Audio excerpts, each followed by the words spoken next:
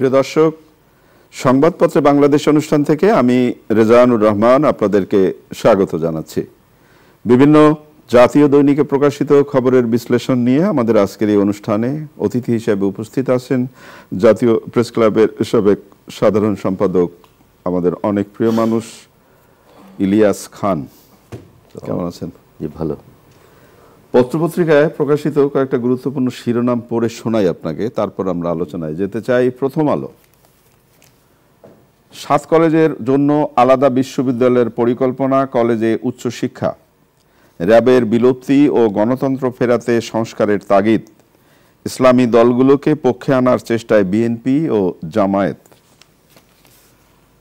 দৈনিক সমকাল, রাজনীতিতে জড়িয়ে পড়া বাহিনীর সংস্কার কঠিন, বিশ্ববিদ্যালয় প্রতিষ্ঠার কথা ভাবছে সরকার, অভিভাবক শূন্য 7 কলেজ। দৈনিক যুগান্তর, নেত্রীর বার্তা অনুযায়ী প্রস্তুত থাকুন সালমান এফ রহমান, সরকার উৎখাতে চক্রান্ত, ঢাবির অধীনে থাকছে না 7 কলেজ। দৈনিক ইত্তেফাক, ন্যূনতম সংস্কার শেষে দ্রুত নির্বাচন প্রত্যাশা বিএনপি ও ইসলামী আন্দোলনের, অবশেষে ঢাবি অধিভুক্ত থেকে মুক্ত 7 কলেজ। বাংলাদেশ প্রতিদিন, ছোট দলের বাড়ছে কদর, মানব জমিনের শিরোনাম, অবশেষে বিচ্ছেদের সিদ্ধান্ত, এখন কি হবে 7 কলেজের, আওয়ামী লীগে বিভক্তি, চ্যালেঞ্জের মুখে শেখ হাসিনা, আল জাজিরার রিপোর্ট। দৈনিক জনকণ্ঠ, ঢাবি থেকে পৃথক 7 কলেজ, নিজেদের অনিরাপদ মনে করেন দেশের নারীরা। খবরের কাগজ, মনস্তাত্ত্বিক দৃষ্টিভঙ্গি সংঘাতের বড় কারণ, 7 কলেজের বিষয়ে, 7 কলেজ ঢাবির অধীনে থাকছে না। সময়ের আলো, অবশেষে আলাদা ঢাবি অধিভুক্ত 7 কলেজ, বাংলাদেশে 13 লাখ রোহিঙ্গা অবস্থান করছে, কার সঙ্গে বাঁধবেন গাঁটছড়া, বিএনপি জামায়াতকে অপেক্ষায় রাখলেন চর মোনাই পীর। দৈনিক করতোয়া, ঢাবির অধীনে থাকছে না 7 কলেজ, কালবেলা শিরোনাম, বাংলাদেশিদের জন্য বন্ধ হচ্ছে ক্রোয়েশিয়ার ভিসা। দৈনিক দেশ রূপান্তর, দাবি স্বতন্ত্র বিশ্ববিদ্যালয়ের, ইসলামী দলগুলোর কদর বাড়ছে বিএনপি জামায়াতে। আমার দেশ, ইভিএম প্রকল্পের 3000 কোটি টাকা লুট, অবশ্যই ঢাবি থেকে আলাদা হচ্ছে অধিভুক্ত 7 কলেজ। রূপালী বাংলাদেশ, এলপিজিতে জিম্মি ভোক্তারা, ঢাবি মুক্ত হচ্ছে 7 কলেজ। এই 7 কলেজ নিয়ে ঘটনাটা অনেক দিনের মানে ঢাকা বিশ্ববিদ্যালয় অধিভুক্ত হবে, তারা আন্দোলন করছে, আন্দোলন থামছে, আবার প্রতিশ্রুতি পাওয়া যাচ্ছে, আবার আন্দোলন হচ্ছে। কিন্তু এইবার যে রাতের অন্ধকারে যে ঘটনাটা ঘটলো ঢাকা বিশ্ববিদ্যালয় এবং ঢাকা কলেজের এই আশেপাশে, সেটা খুবই অপ্রীতিকর। এবং 7 কলেজের আন্দোলন, আলাদা বিশ্ববিদ্যালয়ের পরিকল্পনার কথা এখন বলা হচ্ছে। জি, অধিভুক্তি বাতিলের সাধুবাদ জানিয়েছে তারা, এবং তারা বলেছে যে আন্দোলন কিন্তু আমাদের শেষ হয়নি। কেন? ঢাকা বিশ্ববিদ্যালয়ের প্রভিসি তাদের সাথে দুর্ব্যবহার করেছেন, তার যদি পদত্যাগ না হয়, এবং একই সাথে আরো বেশ কিছু, তারা 24 ঘন্টার মধ্যে তাদের যে বিশ্ববিদ্যালয়ের ঘোষণা, সেই বিশ্ববিদ্যালয়ের ঘোষণাটা চেয়েছে। কি হবে? এটা দুর্ভাগ্যজনক। এই যে তাদের দাবি, ধরুন ছাত্রদের প্রতি আমাদের সহানুভূতি, ভালোবাসা সবকিছু আছে, বাট সবাই কেন এরকম হয়ে যাচ্ছে আমি বুঝতে পারছি না। যে দেখেছেন, এই যে প্রায় 3-4 ঘন্টা সংঘর্ষ হয়েছে ঢাকা বিশ্ববিদ্যালয়ের ছাত্রদের সঙ্গে এবং 7 কলেজের সঙ্গে। প্রায় 8 বছর আগে কিন্তু 7 কলেজ ঢাকা বিশ্ববিদ্যালয় অন্তর্ভুক্ত হয়েছে। আমাদের নিশ্চয়ই মনে আছে যে 92-র আগে জাতীয় বিশ্ববিদ্যালয়ের সব অধিকাংশ কলেজ কিন্তু ঢাকা বিশ্ববিদ্যালয়ের অধীনে ছিল, এবং সেই অনুযায়ী জনবলও ছিল। এই 8টি কলেজ আনায়, আমি কালকে ঢাকা বিশ্ববিদ্যালয়ের কলা অনুষদের যে ডিন, উনি অধ্যাপক সিদ্দিকুর রহমান খান, ওনার সঙ্গে অনেকক্ষণ আলাপ হয়েছে, একটি টক শোতে ছিলাম। তো ঢাকা বিশ্ববিদ্যালয়ে জনবল নাই, প্রায় 2 লক্ষ ছাত্র এই যে 7টি কলেজে, তাদেরকে দেখভাল করে। ঢাকা বিশ্ববিদ্যালয় তাদের নিজের দিকেও ঠিকভাবে কাজ করতে পারেনি, ছাত্র এবং শিক্ষকরা ঠিকভাবে কাজ করতে পারেনি, এবং এই যে ছাত্র এসছে, এই যে 7টি কলেজের ছাত্র, তাদেরকেও ভালোভাবে দেখভাল করতে পারেনি। তো কালকে উনি বলছিলেন, আমরাও বলছিলাম যে এটি তো ঐতিহাসিক সিদ্ধান্ত, এটি তো হয় না। ঢাকা বিশ্ববিদ্যালয় হঠাৎ 7টি কলেজ, আমি নিজেই পারি না আমার নিজের কাজ করতে, তারপর বাইরের কাজ। ঢাকা বিশ্ববিদ্যালয়ে এখন 36,000 ছাত্র আছে, সে জনবল যা আছে এদের দেখভাল করতেই চলে যায়, এই নতুন করে এগুলো হয় না। সুতরাং কালকে যে সিদ্ধান্তটি ঐতিহাসিক সিদ্ধান্ত, বাট ছাত্রদের যারা এখন অধিভুক্ত, এখনো যেসব ছাত্র ভর্তি হয়েছে, তাদের লেখাপড়া যেন বিঘ্ন না ঘটে। না, লেখাপড়া যেমন বিঘ্নিত না হয়, একইভাবে তারা যে স্বতন্ত্র বিশ্ববিদ্যালয়ের দাবি করছে সেটা কতটা যৌক্তিক বা অযৌক্তিক সেটার একটা পরিসমাপ্তি হওয়া দরকার। আর একটা ব্যাপার যেটা হচ্ছে যে ঢাকা বিশ্ববিদ্যালয় তো অধীনে তো থাকলো না, তারা তো অভিভাবক শূন্য হলো। এখন এই অভিভাবক শূন্য অবস্থায় যদি আবার দেখি না কি হয় এটা যদি চলতে থাকে, জাতীয় বিশ্ববিদ্যালয়ে চলে যাওয়া উচিত। না, তারা জাতীয় বিশ্ববিদ্যালয়ে যাবে না, এটা তাদের আলটিমেটাম দেওয়া আছে যে তারা জাতীয় বিশ্ববিদ্যালয়ে যাবে না। এবং এখানে একটা জিনিস খবরের কাগজে আমি যদি আপনাকে ছোট করে পড়ে শোনাই, ঢাকা বিশ্ববিদ্যালয় ও সরকারি 7 কলেজের সংঘাতের পেছনে মনস্তাত্ত্বিক দৃষ্টিভঙ্গি বড় কারণ। কোনো ধরনের প্রস্তুতি ছাড়াই ঐতিহ্যবাহী কলেজগুলোকে ঢাকা বিশ্ববিদ্যালয়ে অধিভুক্ত সঙ্গে সংগঠ সংস্থার অন্ত ছিল না। পেশি শক্তি প্রদর্শনের চেষ্টাসহ দায়িত্বশীল আচরণের অভাবে সমস্যা প্রকট হয়েছে। অধিভুক্তি বাতিলের দাবি মানার পরও ঢাবির উপাচার্যের পদত্যাগ চেয়ে আলটিমেটাম দিয়েছেন 7 কলেজের শিক্ষার্থীরা। দাবি না মানলে থানা ঘেরাও এবং দাবির বাস চলতে না দেওয়ার হুমকি দিয়েছেন। অন্যদিকে তড়িঘড়ি করে অধিভুক্ত বাতিলের দ্রুতই সমাধান দেখছেন না সংশ্লিষ্টরা। এবং শিক্ষার্থীরা যেটা করছেন, তাদের সামনে কলেজ সামনে দিয়ে ঢাকা বিশ্ববিদ্যালয়ে বাস যেতে পারবে না। এই যে ঢাকা বিশ্ববিদ্যালয় বা কলেজ, এই যে ভাই বোনের মধ্যে রাশারাশি, এটা কি দুর্ভাগ্যজনক। এবং দেখলাম তিতুমির কলেজ ইউনিভার্সিটি চায় ছাত্ররা, তারা তা আমি ভর্তি হয়েছি কলেজে, আমি ইউনিভার্সিটি ছাত্র হয়ে যাবো, এত সোজা প্রশ্ন কে কাকে করবে? এটি আসলে কি বলবো, এখন দাবিগুলো দেখেছেন তারা থানায় ঘেরাও করবে এবং নিউ মার্কেট থানা ঘেরাও করবে যদি ওই ওসি সাহেব যে দুর্ব্যবহার করেছেন তার যদি ক্ষমা না চান তিনি, তাহলে করবেন। তাহলে কি দাঁড়াচ্ছে? ছাত্রদের এখন বোঝা উচিত তাদের শিক্ষাটা জরুরি। প্রতিদিন রাস্তায় নেমে যে আন্দোলন করছে, এটা সাম্প্রতিককালে এই প্রবণতা শুরু হয়েছে। শুধু ছাত্ররা না, অনেকেই কিছু হলেই রাস্তা বন্ধ করে দেয়, রাস্তা আন্দোলন করে।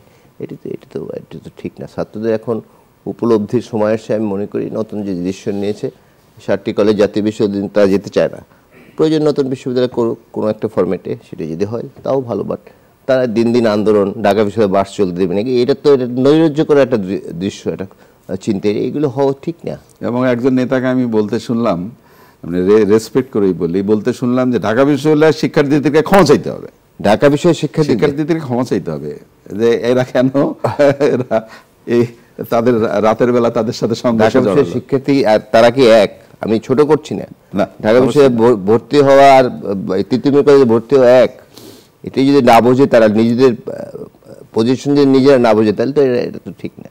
এই জন্য যে তারা বিশ্ববিদ্যালয় আন্দোলন করছে, ভর্তি হয়েছে কলেজে, তারা যায় বিশ্ববিদ্যালয়। এই জায়গাতে তারা যেটা বলবার চেষ্টা করছে যে আমি ঢাকা বিশ্ববিদ্যালয়ে সুযোগ পাইনি বলে যে আমাকে ছোট করে দেখা হবে, বা ওনারা ঢাকা বিশ্ববিদ্যালয়ে চান্স পেয়েছেন বলে বড় করে দেখা হবে। এই বড় ছোটর ব্যাপারটা না, শিক্ষার্থীদের সার্বজনীন যে সুযোগ সুবিধাটা, সেই সুবিধাটা নিশ্চিত করা খুবই জরুরি। সেটাই আমরা একটু অন্য আলোচনায় যেতে চাই। 7 কলেজ তো একটা ঘটনা আছেই, ইবতিদায়ী মাদ্রাসার শিক্ষকরা মাঠে আছে এই মুহূর্তে এবং তারা জাতীয়করণের দাবি করছে। 24 ঘন্টা এবং রেলের রানিং স্টাফরা আন্দোলনে নেমেছে, রেল বন্ধ করে দিবে। তাহলে কি হচ্ছে ইলিয়াস? এটা খুব দুর্ভাগ্যজনক। আমি জানি না সাম্প্রতিক কালে, যদিও অনেকে বলার চেষ্টা করেন যে গত সরকারের আমলে কেউ দাবি জানাতে পারেনি বা দাবি পূরণ করা হয়নি, এখন স্পেস পেয়েছে তারা দাবি জানাচ্ছে। বাট আমি দেখলাম যে ইবতিদায়ী মাদ্রাসা শিক্ষকদের উপর জল কামান মারা হয়েছে, তাদেরকে পিটানো হয়েছে। দুর্ভাগ্যজনক। আপনারা জানেন নিশ্চয়ই, আমি জানি না আপনার অভিজ্ঞতা আছে, আমার আছে। আমাদের গ্রামে ইবতিদায়ী মাদ্রাসা এগুলো আছে, খুব স্বল্প বেতনে চাকরি করেন, খুব অনেকে এমপিভুক্ত না, কি মানবতার জীবনযাপন, এবং 25-30 বছর ধরে চাকরি করছে, কিন্তু তাদের এমপিভুক্ত হচ্ছে না। সেই বিষয়টি সমাধান করা উচিত বলে আমি মনে করি। যত দ্রুত সম্ভব শিক্ষকদের এই জলকামান না মেরে তারা যাতে ভালো মনে ঘরে ফিরে যেতে পারে, আর সেই চেষ্টা করা উচিত সরকারের। মানে শিক্ষক, আমি কালকে নির্দয় মন্তব্য করেছেন শিক্ষা উপদেষ্টা, তিনি একজন শিক্ষক ছিলেন, তিনি বলেছেন যে যদি এখানে না পোষায় অন্য পেশায় চলে যান। এটি কোনো কথা না, আমি কোথায় যাবো এতদিন। এই নির্দয় মন্তব্য, এগুলো বলা ঠিক না বলে আমি মনে করি। ইবতিদায়ী শিক্ষকদের সমস্যাগুলো সমাধান করা, ওই বিষয়টাই বলতে চাইছিলাম যে শিক্ষকতা পেশায় যারা যান, আমি জানি না, এটা নিয়েও নানা ধরনের মতদ্বৈততা থাকতে পারে, কিন্তু শিক্ষক তো মহান পেশার একটা জায়গা, এবং শিক্ষকদের প্রতি আমাদের রেসপেক্ট করা, তাদের বোঝানো, তাদের উপরে যদি জলকামান ফেলে দেয় এবং অন্যভাবে আলাপ করি, আচরণ করি, সেটাও বোধ করি শোভন না। তবে একটা যৌক্তিক আলোচনাটা দরকার। এবং আমার মনে হয় এদের দাবি পূরণ করতে খুব বেশি টাকা পয়সার টাকা পয়সার থেকে বড় ব্যাপারটা কেউ কাউকে যেন আমরা ছোট করে না দেখি, এইটা বিষয়টা খুব জরুরি দরকার। তো আপনি নিশ্চয়ই জানেন রেজা ভাই যে আমাদের সাবকন্টিনেন্টের শিক্ষকদের বেতন সবচেয়ে কিন্তু বাংলাদেশে কম, এবং এই জন্য তো শিক্ষক বা মেধাবীরা শিক্ষকতা পেশায় যেতে চাচ্ছে না, কেউ যেতে চায় না। আপনি ছোট বড় দলের কথা বলছিলাম, আমরা এখন রাজনীতিতে ছোট দলের কদর বাড়ছে, এবং যে ঘটনাটা এই সাম্প্রতিক সময়ে ঘটছে, ইসলামী দলগুলোকে পক্ষে আনার বিষয়ে বিএনপি এবং জামাত দুই দলে একটা দৌড় প্রতিযোগিতা শুরু করেছে, এবং ইসলামী আন্দোলন শরিয়া ভোট এবং শরিয়া প্রশ্নে একমত। বিএনপির মহাসচিবের সাথে বোধ করে একটি সমঝোতা পড়েও শোনানো হয়েছে। তাহলে এই যে এখন দলে দলে দলে যে টানার যে একটা লড়াই, নির্বাচন সামনে অবশ্যই এটা হবে। জামাতের যে আমির সাহেব, তিনি 21 তারিখ চরমোনায় গিয়ে বরিশালের আমিরের সাথে দেখা করেছেন, অনেকক্ষণ ছিলেন, এবং কালকে বিএনপি মহাসচিব ছিলেন। তো যে কথাটা বলেন শরিয়া আইন কি করবে, শরিয়া বিষয়ে একমত, আমি বিষয়টা আমার কাছে ক্লিয়ার না। তাহলে আমাদের এখানে শরিয়া আইন অনুযায়ী চলবে? ওই আপনি যেটা বলেছেন ওইটাই আসলে নির্বাচনকে কেন্দ্র করে সব দলগুলোকে কাছে টানার চেষ্টা করছে বিএনপির মতো। বিএনপি তো আগেই বলেছে যে আমরা জাতীয় সরকার করবো, আমরা যদি যত সিটি পাই, একক সংঘর্ষে পেলেও আমরা জাতীয় সরকার করবো, এটা পজিটিভ দিক। জামাতও চেষ্টা করছে, তারাও কিছু। আপনার আমার দুইজনেরই শিক্ষাঙ্গনের শিক্ষা বিষয়ক সংবাদ পরিবেশনের অভিজ্ঞতা আছে। দীর্ঘদিন বিশ্ববিদ্যালয়ের রিপোর্টার হিসেবে কাজ করেছি দৈনিক ইত্তেফাকে। ছাত্র আন্দোলনের সাথে অনেক দিন সম্পর্ক ছিল। এই যে শিক্ষার্থীরা একটা দল গঠন করতে যাচ্ছে সামনে, তরুণরা দল করতে যাচ্ছে, ইলিয়াস আপনার অভিজ্ঞতা কি বলে, কি হবে? দল করার তো গণতান্ত্রিক অধিকার সবারই আছে, কিন্তু হঠাৎ করে তাদের 3 জন প্রতিনিধি সরকারেও আছে এখনো। কিংস পার্টি যেন না হয়, কারণ এদেশে যত অবদান, যত অর্জন, ছাত্রদের বিরাট ভূমিকা রয়েছে। যেমন 90 গণ অভ্যুত্থান আপনি আমি একদম কাছ থেকে দেখেছি। হ্যাঁ, আমরা চাই ছাত্রদের সম্মানটা থাকুক, তারা দল করুক ভালো, কিন্তু এই উপদেষ্টা যারা আছে তারা পদত্যাগ করবে, দলের সাথে কোনো সম্পর্ক। এবং এমন একটি আমি খুব দুর্ভাগ্যজনকভাবে এমন একটি ইমপ্রেশন হয়েছে যে সরকার বোধহয় এই দলটি করাচ্ছে, এবং সরকার তাকে নানাভাবে সাপোর্ট দিচ্ছে। যেমন তারা যেখানে যায় প্রোটোকল পায়, এটা কেন পায়, কিভাবে পায় জানি না, বড় বড় গাড়ির বহন নিয়ে যায়, সেগুলো নিয়ে অনেকে প্রশ্ন করছে। দল করুক ভালো, গণতন্ত্রের জন্য ভালো, সবারই অধিকার আছে। কিংস পার্টি জানে না, কারণ কিংস পার্টির রেজাল্ট কিন্তু ভালো না, ভবিষ্যৎ কিন্তু ভালো না। কিন্তু ইলিয়াস আপনার কি মনে হয়, যেমন ধরেন রেসপেক্ট করেই বলি, একদম একেবারে শ্রদ্ধা রেখেই বলি, আমি যখন আমার বাবার সাথে তর্ক করব, জি, সেই তর্কের জায়গায় কি একটু শালীন বিষয় থাকা উচিত না? অবশ্যই অবশ্যই। এবং এই আপনার সঙ্গে আমিও একমত যে প্রশ্ন কিন্তু উঠছে, এই তরুণ যারা আন্দোলন করেছে তারা ভাবে যে এক মাস 5 দিনেই সব কিছু হয়ে গেছে, তা কিন্তু না। গত 15.5 বছরে দুর্বিনীত শাসনের বিরুদ্ধে বিএনপি সহ গণতান্ত্রিক সব দলগুলো আন্দোলন করেছে।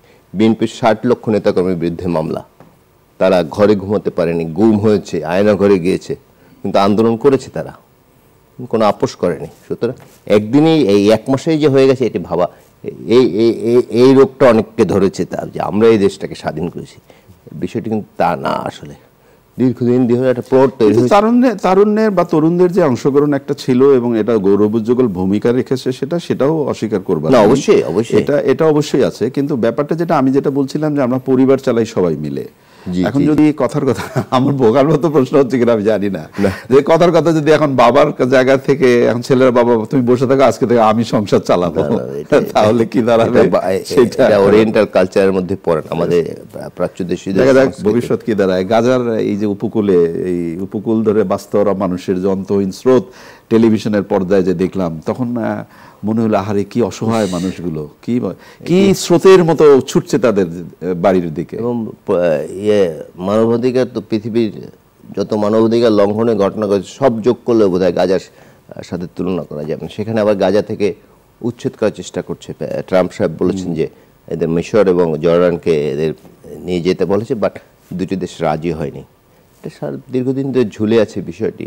আমি জানি না কেন এর সমাধান হচ্ছে। 2 রাষ্ট্রের কথা তো বারবার বলা হয়েছে, এবং ফিলিস্তিনে ভূমি দখল করে ইসরায়েল জোর করে। এই আসলে মুসলিম উম্মার ঐক্য না থাকার কারণে এগুলো ঘটেছে। এবং মানুষ যাই বলি না কেন, মানুষ তো আগে, মানুষের প্রতি মানুষের এই যে এরকম দুর্বিষহ, ভাবা যায় 50,000 মানুষ মেরে ফেলেছে, একটি বাড়ি অক্ষত নেই গাজায়, মানুষ হাসপাতাল অক্ষত নেই, একটি হাসপাতালও নাই অক্ষত, সব ধ্বংস করে দিয়েছে। কিন্তু আমি কেন জানি না মার্কিন যুক্তরাষ্ট্র উলঙ্গ হয়ে তাকে সাপোর্ট করছে, এবং ডেমোক্রেট আসুক, রিপাবলিকান যারাই আসুক, এই সমর্থনের ব্যাপারে কোনো কি বলে তারা একমত আর কি। মানে আপনি যেটা আমি আবারও মনে করিয়ে দিচ্ছি যে সবাই দেখছেন তো টেলিভিশনের পর্দায় যখন থেকে মাইলের পর মাইল মানুষগুলো হেঁটে যাচ্ছে, কি একটা বোঝা হাতে নিয়ে নিজেদের মধ্যে, তার মধ্যে মুখে হাসি, আমি আমার স্বজনদের সাথে দেখা হবে আমার। সেটাই, যেমন আমরা তো হয়তো পৃথিবীর উন্নত দেশে দেখলে খুব ভালো লাগে, কিন্তু দেশের মাটিতে যখন পড়ি তো আনন্দে কান্না আসে যে আমার দেশে ফিরেছে। ওদের তো একই অনুভূতি। তাদের বাড়ি নেই, কিন্তু তাদের বাড়ি কিন্তু গুড়িয়ে দেওয়া হয়েছে। তারা তাঁবুতে থাকতে হতে পারে, খোলা আকাশের নিচে থাকতে হতে পারে। বাড়ি আমার বাড়ি, আমার ভূমি, আমার মাটি, সেটাই তারা ফিরছে।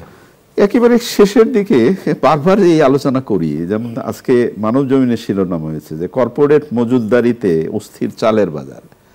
কর্পোরেট মজুতদারি, সিন্ডিকেট, এটা বিগত সরকারের আমলে শুনেছি, এখনো শুনছি, ভবিষ্যতে কি শুনতে থাকবো নাকি? শুনতেই থাকবো। এই রোজা আসতেছে, দেখেন কোন বাণিজ্য উপদেষ্টা বলেছেন দাম কমবে, সব জিনিস দাম স্থিতিশীল থাকবে, কোনো অবস্থায় স্থিতিশীল থাকবে না।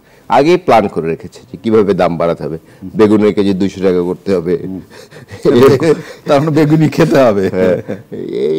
এইগুলো আসলে খুব দুর্ভাগ্যজনক ভাবে যেমন বলছে যে সিন্ডিকেট এটা করছে, তা আমি তো চিহ্নিত করতে পেরেছি যে কারা করছে। আমি তাদের বিরুদ্ধে ব্যবস্থা নেই, কিন্তু নিচ্ছি না। আপনি না, সিন্ডিকেট করেছে এটা একটা আমরা বলেই খালাস হচ্ছে যে সিন্ডিকেট করেছে। তা সিন্ডিকেট তো একটা পাওয়ার নাকি? তাহলে কি কোন পাওয়ারটা বড়? সরকারের পাওয়ার বড় না সিন্ডিকেট? সরকারের চেয়ে বড় না তো সিন্ডিকেট। সিন্ডিকেট কয়টা লোক নিয়ন্ত্রণ করে চিহ্নিত করা খুব বেশি কঠিন না। এই 2 টাকার ফুলকপি ঢাকায় কেন 30 টাকা হয়? শুধু ফুলকপি, রকেট সাইন্স। ফুলকপি তো গ্রামে গরুকে খাওয়ানো হচ্ছে, ফেলে দেওয়া হচ্ছে, কিন্তু আমরা খেতে পারছি না। সাধারণ মধ্যবিত্ত খেতে পারছে না, কিনতে পারছে না, নিম্নবিত্তের মানুষ। এই অবস্থা চলছে দেশে। আমি জানি না, এই সরকারের কিন্তু সুযোগ ছিল, কারণ রাজনৈতিক সরকারের কিছু সীমাবদ্ধতা থাকে, তাদের দলের লোকজন কিন্তু জড়িত থাকে, কিন্তু এটা তো কোনো রাজনৈতিক সরকার না। তারা কিন্তু চেষ্টা করলে, খুব সিরিয়াসলি চেষ্টা করলে এটি পারতেন। একবারে সয়াবিনের দাম 8 টাকা বাড়িয়ে দিয়েছে, আবার নাকি বাড়বে শুনলাম।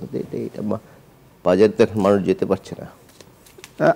আপনাকে একটা ছোট্ট প্রশ্ন করতে চাই, যেটা মানে আমার পাশের বাড়ির সাথে আমার কি সম্পর্ক হবে, সেটা যতই কাইজা বলে, যেটা কাইজা হোক, যতই হোক, একটা সম্পর্ক তো থাকে। ইংরেজি নতুন বছর উপলক্ষে ডক্টর ইউনূসকে নরেন্দ্র মোদীর শুভেচ্ছা, এটা শিরোনাম হয়েছে। এবং আরেকটি শিরোনাম হয়েছে সামাজিক যোগাযোগ মাধ্যমে বেশি করে, ভারতের প্রজাতন্ত্র দিবসে আমাদের একজন উপদেষ্টা সেখানে গেছেন, সেটা নিয়েও কথা হয়েছে যে উনি এত কিছু বলেন, আবার ভারতের প্রজাতন্ত্র দিবসে কেন যান, আসিফ নজরুল। তো এখন সবকিছু মিলে কি আমার পারস্পরিক একটা যোগাযোগের জায়গাটা থাকবে নাকি? অবশ্যই। এবং আমি তো প্রতিবেশী চেঞ্জ করতে পারবো না। আমি তার সাথে, আপনি যে টার্মটি ইউজ করবেন, প্রতিদিন কাজ যে করবো, এই এনার্জি কিন্তু আমার নাই, এই সময় কিন্তু আমার নাই। সুতরাং ভালো সম্পর্ক রাখা ভালো। উইন উইন সিচুয়েশন থাকে দুটি দেশের মধ্যে। যদি অভিযোগ আসছে যে গত সরকার একপাক্ষিক সাপোর্ট করেছে ভারতকে, কিন্তু আমি মনে করি উইন উইন সিচুয়েশন থাকে। যেসব দুই দেশের মধ্যে যেসব বিরোধ আছে, ছোটখাটো বিরোধ, যেমন সীমান্ত বাংলাদেশের মানুষ প্রায় হত্যা করা হচ্ছে, পৃথিবীর মনে হয় এত এই সীমান্তে এত মানুষ কোথাও হত্যা করা হয় না, এগুলো সমাধান করে ওই যেটা বললাম যে প্রতিবেশী চেঞ্জ, পারস্পরিক সমঝোতা, জি জি জি, সেটি থাকলেই ভালো। অনেক অনেক ধন্যবাদ আপনাকে। প্রিয় দর্শক, আমরা যে বিষয়গুলো নিয়ে কথা বললাম আপনারা নিশ্চয়ই শুনলেন। ভালো থাকবেন, আগামীকাল নিশ্চয়ই আবারও কথা হবে। খোদা হাফেজ।